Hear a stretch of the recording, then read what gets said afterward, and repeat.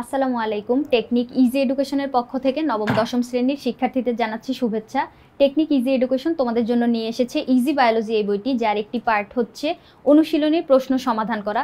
দেখো এখানে তোমাদের জন্য আরও সংযোজিত আছে কিউআর কোড, যেটা স্ক্যান করার মাধ্যমে তোমরা যাতে এই প্রশ্নগুলো আরেকটু সহজে বুঝতে পারো, আরেকটু সহজে যাতে আয়ত্ত করতে পারো, যার জন্যই আমাদের এই প্রচেষ্টা। তোমরা কিন্তু চাইলেই আমাদের এই ইজি বায়োলজি বইটা সংগ্রহ করে নিতে পারো। এখানে অনুশীলনীর প্রশ্নের পাশাপাশিও বিগত কয়েক বছরের বোর্ড প্রশ্ন অ্যানালাইসিস, এমসিকিউ সমাধান এবং এর সাথেও রয়েছে যে রোড টু মিশন 100 এবং রোড টু মিশন সাইক্লোনের মতো সাজেশনগুলো, যেগুলো তোমাদের বায়োলজির ভয়টাকে জয় করে বায়োলজি পড়াটাকে আরেকটু সহজ করবে বলে আমাদের প্রত্যাশা। চলো আজকে আমরা অনুশীলনী যে 3 অধ্যায়ের এই এমসিকিউগুলো সমাধান করি। দেখো এখানে 1 নম্বরে এমসিকিউটা কি বলছে, যে কোন ধাপে নিউক্লিয়াসটি আকারে বড় হয়। এখন ধাপ বলতে এখানে হচ্ছে আমরা মাইটোসিস কোষ বিভাজনের কতগুলো ধাপ পড়ছিলাম, মানে অনুশীলনী ভিতরে মাইটোসিস বিভাজনের 5টা ধাপ ছিল: prophase, prometaphase, metaphase, anaphase, telophase. এখন তোমাকে কিন্তু এই যে ধাপগুলা, এটা কিন্তু সিরিয়ালে মনে রাখা লাগবে। আমি যদি ধাপ 1 বলি, তোমাকে অবশ্যই প্রোফেজ বুঝতে হবে। ধাপ 2 যদি বলি প্রোমেটাফেজ, ধাপ 3 হচ্ছে মেটাফেজ, অ্যানাফেজ, টেলোফেজ। তার মানে সিরিয়ালে তুমি এটা মনে রাখবা, prophase, prometaphase, metaphase, anaphase, telophase. এখন এই 5টা ধাপের ভিতরে সবগুলার হচ্ছে আলাদা আলাদা বৈশিষ্ট্য আছে। এখন বৈশিষ্ট্যগুলো যদি আমরা দেখি, দেখো এখানে প্রোফেজ, অ্যানাফেজ, মেটাফেজ, টেলোফেজ। এখন সবগুলো বৈশিষ্ট্য তুমি যদি আয়ত্তে না রাখো, তুমি কি বলতে পারবা যে কোন ধাপে নিউক্লিয়াস আকারে বড় হয়? তাহলে চলো আমরা এই জায়গায় যদি পড়ি, দেখো প্রোফেজে কি বর্ণনা দিছে, এটি মাইটোসিসের প্রথম পর্যায়। হ্যাঁ, কারণ ধাপ 1 আমি বলছিলাম যে তোমাকে সিরিয়ালে মনে রাখা লাগবে, তাহলে এটা হচ্ছে মাইটোসিসের প্রথম পর্যায়, যেখানে কি হয় দেখো এই পর্যায়ে কোষের নিউক্লিয়াস আকারে বড় হয় এবং ক্রোমোজোমগুলো আস্তে আস্তে সংকুচিত হয়ে মোটা আর খাটো হতে থাকে। তার মানে এই যে আমরা পেয়ে গেছি নিউক্লিয়াস আকারে বড় হয় কোথায়, এই যে নিউক্লিয়াস আকারে বড় হয় বলে দিছে। তাহলে ওই এমসিকিউটাতে কি ছিল, কোন ধাপে নিউক্লিয়াসটি আকারে বড় হয়? তার মানে প্রোফেজ ধাপে নিউক্লিয়াসটি আকারে বড় হবে, প্রোফেজ হবে এখানে অ্যান্সার। এরপরে মেটাফেজ, অন্যগুলোর বৈশিষ্ট্য যদি আমি তোমার সাথে একটু আলোচনা করি। মেটাফেজ ধাপ, দেখো এটা আমি এভাবে মনে রাখি, ওর নাম শুনলেই বোঝা যায়, মেটা মোটা। মেটাফেজে সবচেয়ে মোটা ক্রোমোজোম থাকবে, ক্রোমোজোমগুলো সর্বাধিক মোটা আর খাটো হবে হচ্ছে তোমার মেটাফেজে। অ্যানাফেজে কি হবে, স্পিন্ডল যন্ত্র অদৃশ্য হতে থাকবে, আর যে ক্রোমোজোমগুলা ওগুলো হচ্ছে মেরুমুখী চলন শুরু হবে, যার জন্য এগুলাকে ইংরেজি বর্ণ VLJ I এর মতো, VLJ অথবা I এর মতো আকার দেখা যাবে। এই ধাপে হচ্ছে এগুলা হয়। আর টেলোফেজ ধাপে কি হয়, সর্বশেষ ধাপ, যেখানে হচ্ছে প্রোফেজের যে ঘটনাগুলা ওগুলার উল্টা ঘটনা ঘটে। অর্থাৎ প্রোফেজে দেখো ক্রোমোজোমগুলা মানে ক্রোমাটিডে পরিণত হইতে থাকে বা মোটা খাটো হইতে থাকে, আর এখানে কি হয়, সরু সুতার মতো হইতে থাকে। এখানে 2টা কোষ আলাদা হয়ে কোষ প্লেট তৈরি হয়, যেখানে হচ্ছে মানে 2টা কোষ আলাদা হয়ে যায়। তার মানে আমাদের উদ্দেশ্য কি, মাইটোসিস কোষ বিভাজনের উদ্দেশ্যই হচ্ছে একটা কোষ থেকে 2টা কোষ তৈরি করা। তাহলে এই যে সবগুলা ধাপের কিছু কিছু বৈশিষ্ট্য আমরা পড়ছি। এখানে বলছে যে আকার কোনটা বড় হয়, তাহলে প্রোফেজ। এরপরে চলো দেখো মিওসিসের কারণে কোষে কি কি হয়। এখন মিওসিস কোষ বিভাজনটা কিরকম ছিল, মিওসিস ছিল এরকম একটা কোষ বিভাজন পদ্ধতি যেখানে হচ্ছে তোমার একটি মাতৃকোষ থেকে 4টা অপত্য কোষ তৈরি হবে। মিওসিসকে আমরা হ্রাসমূলক বিভাজন বলি। মানে এইখানে কি হয়, তোমার যে হ্রাসমূলক বলার কারণ হচ্ছে ক্রোমোজোম সংখ্যা চেঞ্জ হয়ে যায়, মানে ক্রোমোজোম সংখ্যার পরিবর্তন হয়, অর্থাৎ মানে কমে যায়। এরপরে দেখো ক্রোমোজোম সংখ্যা পরিবর্তন ঘটে, হ্যাঁ এটা তো আমি বর্ণনাতেই বলে দিলাম। এরপরে দেখো হ্যাপ্লয়েড সংখ্যক গ্যামেট তৈরি হয়। হ্যাঁ, একটা কোষ থেকে যখন 4টা অপত্য কোষ তৈরি হয়, একটা মাতৃকোষ মনে করো 2n সংখ্যক থাকে, এখান থেকে 4টা কোষ তৈরি হয়, ওই 4টা কোষে আবার হ্যাপ্লয়েড অর্থাৎ n সংখ্যক ক্রোমোজোম থাকে। তার মানে এই 2 নাম্বার অপশনটাও সঠিক। আর 3 নম্বরে দেখো গুণাগুণের স্থিতিশীলতা বজায় থাকে। এখানে কিন্তু গুণাগুণের স্থিতিশীলতা বজায় থাকে না, কি জন্য, ওখানে মাতৃকোষের যে ক্রোমোজোমটা, ক্রোমোজোম সংখ্যা হচ্ছে অর্ধেক হয়ে যায়, যার জন্য বৈশিষ্ট্যের হচ্ছে মানে বৈশিষ্ট্যের পরিবর্তন এই গ্যামেটগুলোতে পরিবর্তন দেখা যায়। পরবর্তীতে গ্যামেটের মিলনের ফলে যখন নিষেক বা জাইগোট তৈরি হয়, তখন ওই জায়গায় হচ্ছে মানে ভ্যারাইটি সৃষ্টি হয়, যার কারণে এই গুণাগুণের যে স্থিতিশীলতা এটা বজায় থাকে না। ওইটা মাইটোসিসের ক্ষেত্রে আমরা বলতে পারি হুবহু মাতৃকোষের ক্রোমোজোম সংখ্যাগুলা মানে অপত্য কোষগুলাতে দেখা যায়, অর্থাৎ মাতৃগুণ সম্পন্ন মানে সমান ক্রোমোজোম বিশিষ্ট আরেকটা কোষ পাওয়া যায়। কিন্তু এক্ষেত্রে মিওসিসের ক্ষেত্রে আমাদের স্থিতিশীলতা বজায় থাকবে না। তাহলে আমরা বলতে পারি এই অপশনটা ভুল, 1 আর 2, তাহলে ক হচ্ছে এখানে অ্যান্সার। এরপরেরটা কি বলছে দেখো, একটা উদ্দীপকে 2টা চিত্র দেওয়া আছে, মানে উদ্দীপক হিসেবে 2টা চিত্র দেওয়া আছে। এরপরে আমাদের 3 আর 4 নাম্বার প্রশ্ন এই উদ্দীপক দেখে করা লাগবে। এখানে A নাম্বার চিত্রটা দেখো, একটা মাতৃকোষ থেকে 2টা অপত্য কোষ তৈরি হয়েছে।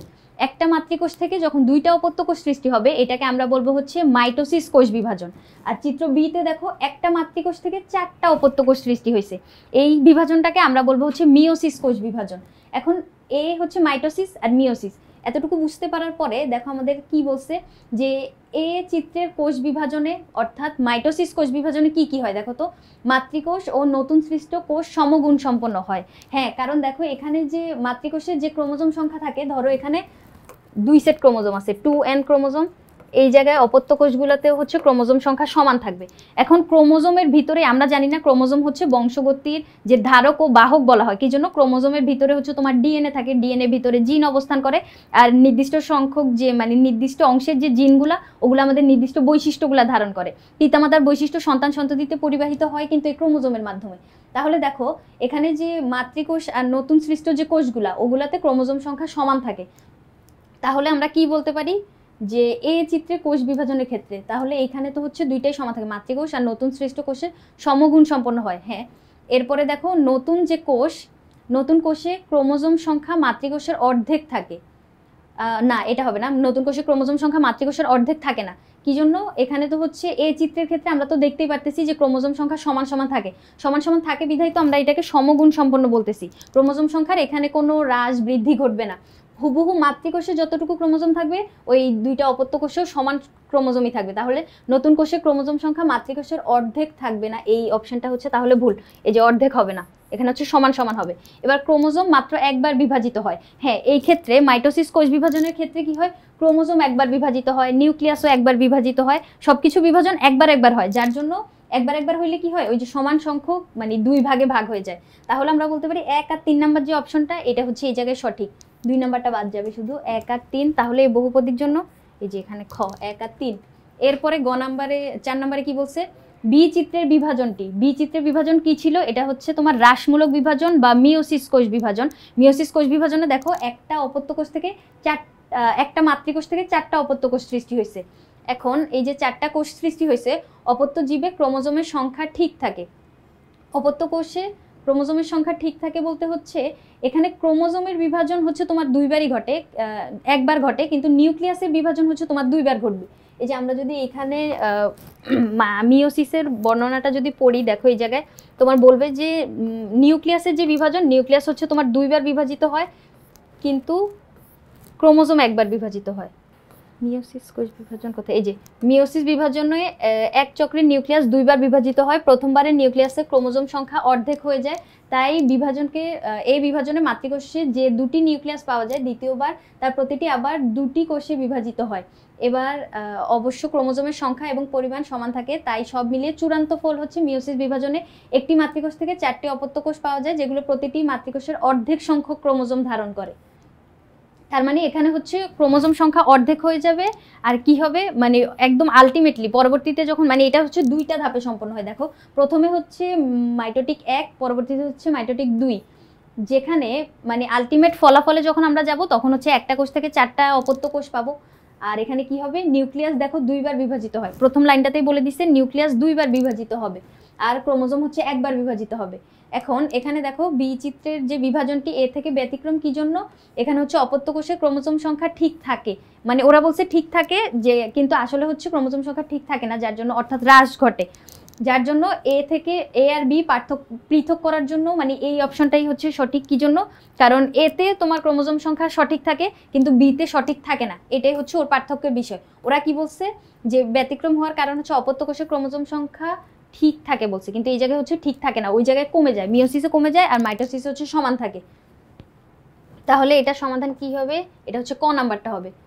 তাহলে আমরা এই 4টাই এভাবে সমাধান করলাম। এইখানে দেখো প্রথমটা যেভাবে আমি তোমাদেরকে সমাধান করে দেখাইলাম না, যে একটা প্রশ্ন দেওয়া থাকবে নিউক্লিয়াসটি আকারে বড় হয় কোথায় প্রোফেজ, তুমি এতটুকু যদি শিখো তাহলে শুধু একটা মানে ইনফরমেশন তুমি মানে জানতে পারলা, কিন্তু তুমি এভাবে শিখবা না, সবগুলা যে ধাপ মানে সবগুলা পয়েন্ট যে দেওয়া আছে ওগুলারও কিছু কিছু ইনফরমেশন ওইখানে হচ্ছে তুমি জেনে রাখবা, যার ফলে কি হবে তুমি একটা এমসিকিউ পড়তে গেলে অনেকগুলা ইনফরমেশন তুমি মানে জানতে পারলা, অথবা পরবর্তীতে অন্যভাবে যদি ঘুরায়ও দেয় প্রশ্নটা তাহলেও তুমি অ্যান্সার করতে পারবা।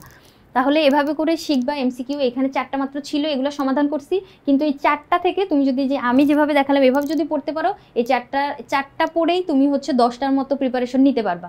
তাহলে আজকে পর্বে আমরা এমসিকিউ সলভ করলাম, পরবর্তী পর্বে অনুশীলনের অন্য কোনো সমস্যার সমাধান নিয়ে তোমাদের সামনে হাজির হব। তোমরা কিন্তু চাইলে আমাদের ইজি বায়োলজি বইটা সংগ্রহ করে নিতে পারো। আজকের পর্বে এই পর্যন্তই, পরবর্তী পর্ব দেখার আমন্ত্রণ জানিয়ে এখানেই শেষ করছি। ধন্যবাদ সবাইকে।